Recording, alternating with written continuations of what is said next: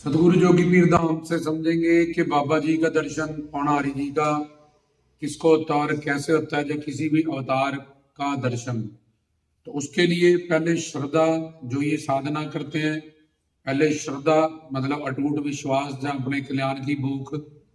दूसरा गुरु का मिलन। तीसरा उनका सत्संग। चौथी चीज अनर्थ निवृत्तियां, जिनके कारण उसकी साधना खराब होती है। जितनी साधना, सेवा सिमरन और तन मन धन की सेवा से उसने भक्ति करके साधना करके जो प्राप्त किया होता है, जिन जिन कारणों से या गलतियों से, निंदा चुगली पर दोष, वो अपनी साधनाओं को खराब कर लेता है। बढ़ाने की जगह घटमान उसको वो कम होती रहती है, इसलिए वो आगे अपनी मंजिल तक नहीं पहुंच पाता। तो अनर्थ निवृत्तियां, गुरु उसको गाइड करता है अपने सत्संग प्रवचन के माध्यम से, भाई ये चीजें हैं जिसके कारण तेरी साधना सिद्ध भक्ति में सिद्धि को प्राप्त नहीं हो रही। तो उन अनर्थ निवृत्तियों को निकालना, उनको निकालते ही जो शुरू में श्रद्धा थी वो अब निष्ठा में, अटूट श्रद्धा में, अटूट विश्वास में बदल जाती है। उसमें से आसक्ति आसक्ति होती है कि भगवान की मिलन के लिए तड़पना, और फिर रुचि जो होती है, इंटरेस्ट, वो भगवान की तरफ, सिर्फ उनका दर्शन दीदार की तरफ ही हमारा ध्यान रह जाता है। तो पहले श्रद्धा, फिर सतगुरु मिलन, पूर्ण सतगुरु, फिर उनका सत्संग, फिर अनर्थ निवृत्तियों को अपनी साधना से निकालना, उसके बाद निष्ठा, निष्ठा के बाद रुचि, और इतना इंटरेस्ट हो जाता है फिर हमें उस सब्जेक्ट में या उस विषय में, और कुछ हमें सोचता नहीं।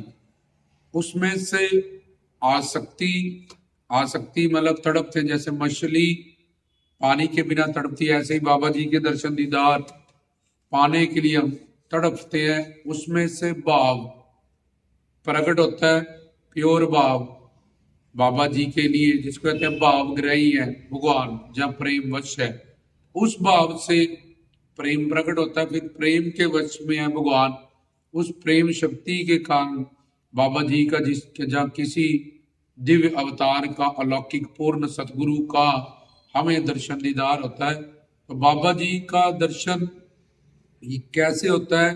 जो ये साधना करेंगे, जिसमें कि श्रद्धा, सतगुरु मिलन, फिर उनका सत्संग मिले, फिर अनर्थ निवृत्तियों को वो निकाले, फिर निष्ठा, निष्ठा से रुचि, रुचि से आसक्ति, आसक्ति से भाव, भाव से प्रेम प्रकट होगा, तो फिर बाबा जी हमारे सामने, जैसे जिस रूप में रत्नों के पुत्र बन के अवतारी या विष्णु लक्ष्मी जी के घर गुजरात जूनागढ़ में आए थे, बाल ब्रह्मचारी स्वरूप में प्रकट हो जाएंगे, निहाल कर देंगे, मालो माल कर देंगे। इधर बाबा जी का दर्शन कैसे होता है, किसको होता है? कि जो पूर्ण सदगुरु का दामन पकड़े और जिज्ञासा भाव से उन बाबा जी के बारे में ज्ञान प्राप्त करे, और तन मन धन से उनकी सेवा करे, और उनकी शरणागति को कबूल ले, तन से, मन से, और तन से, मन से, धन से, तीनों से।